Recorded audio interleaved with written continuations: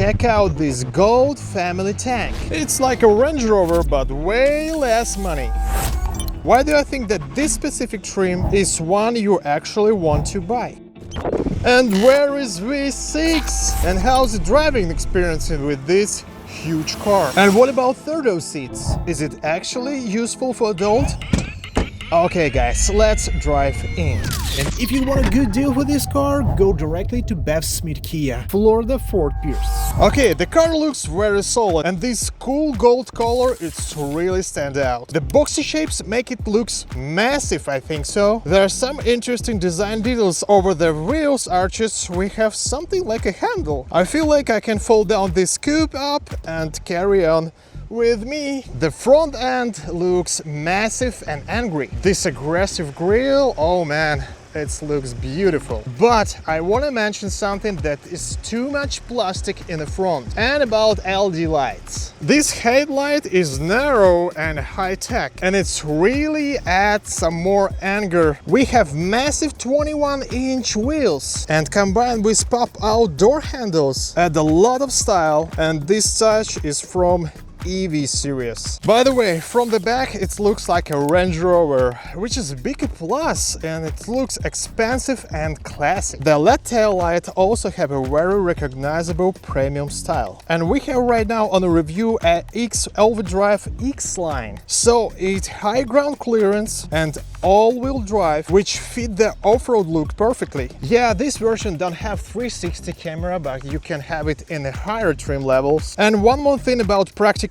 You can add the official Kia towing hitch, and with all-wheel drive version you can tow up to 5,000 pounds, which is impressive for this class. Okay, now let's go inside the car. The first thing that you notice are door handles. They have a unique shape and looks very original, and you need to use to that. However, there is not so much storage in the doors, and the driver's seat is very comfortable, and it feels like there is a ton of space because of the dashboard push it away. And the seats are very high quality, back performant leather with the heating and ventilation as well. Oh yeah, and heating steering wheel. The front seats has power adjustments with lumbar support, no memory in this trim level. And about this console, it's completely redesigned. There is so much space, 2 cup holders, large space for your phone or key, and a huge open area right there for the back, or you can hide sweets from the kids. This version has a 2 wireless chargers and 3 USB-C ports. The armrests have a deep storage, but in the prestige trim you will not have this so much space there because you're gonna have built-in fridge. Okay, the screens, it's usually like we can see in Kias, and we have 2 screens, 12.3 inch and 1 5-inch for your climate control. What I complain a little bit that it's steering wheel and your hands right here not allowing you to see what's the numbers in the climate you have there. Front system just get new update. The interface is faster and you can customize the icons. Apple CarPlay, Android Auto work perfectly. And huge plus that you have these physical buttons for the climate control. Oh yeah, these numbers here as well. And about start-stop button,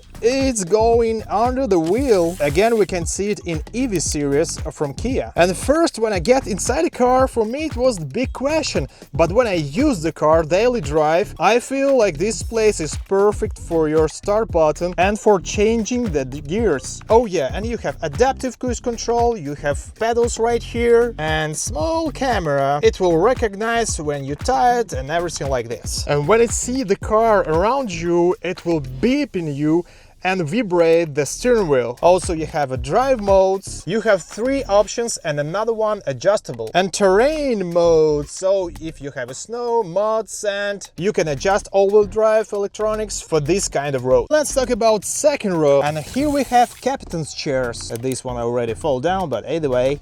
And we have a big pack for your gadgets. And about space, guys, I'm 6 feet tall and you can see I have a bunch of space right here. You have armrest as well, and you can adjust the angle of the rear seats too. Also, you have separate climate control and the vents on the roof, so you don't have a panoramic roof here. 2 cup holders here and a lot of space there. And what I like the most, I can really stretch here a little bit and put my feet under the front seat. Also, we have sunshades. And about storage, yeah, it's not so much like in the front as well, but we have here a sensor. It's recognize the car behind you and it will beep in you, so you will not hit the car when you open the door. Oh yeah, and don't forget you have this USB-C here for charging your smartphone in the back. And a huge handle right here, so the kids can jump in and jump out. Third row, the Kia redesigned the structure, so now you can fold down the second row very easy,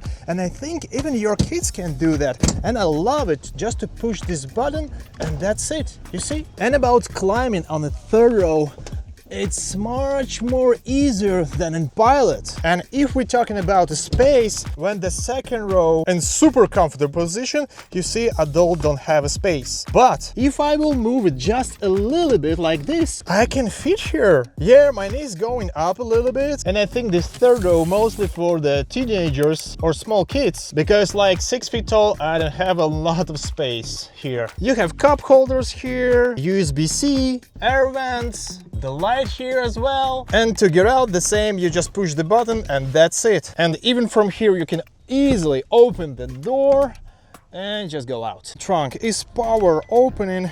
It's pretty soft, but not maybe so fast like you want to. And even with third row, you can see you have a bunch of space here. I think even a little bit more than you have in Pilot. Underneath, you have very nice storage. And if we're gonna fold down the third row and a second row, you can see you have a flat floor. So pretty good for the camping. And yeah, from cargo area, we can release the second row, but then you need to push it as well. Okay, and under the hood we have 2.5-liter turbo engine. It's motor engine with pretty good acceleration. With this big car you can have on the highways 24 mpg and a city maybe 18, so average can be like 20-21. Let me know in the comments what you prefer, V6 or this 2.5. And this engine paired with smooth 8-speed automatic transmission. And don't forget you have all-wheel drive system. Oh, thank you Kia for this one.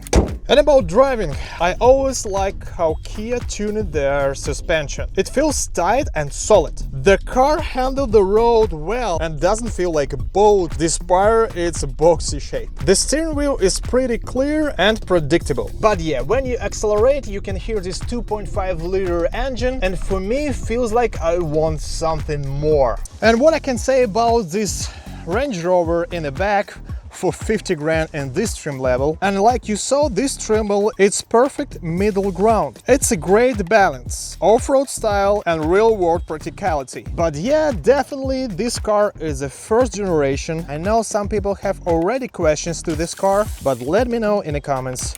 Like, subscribe, and see you in the next one.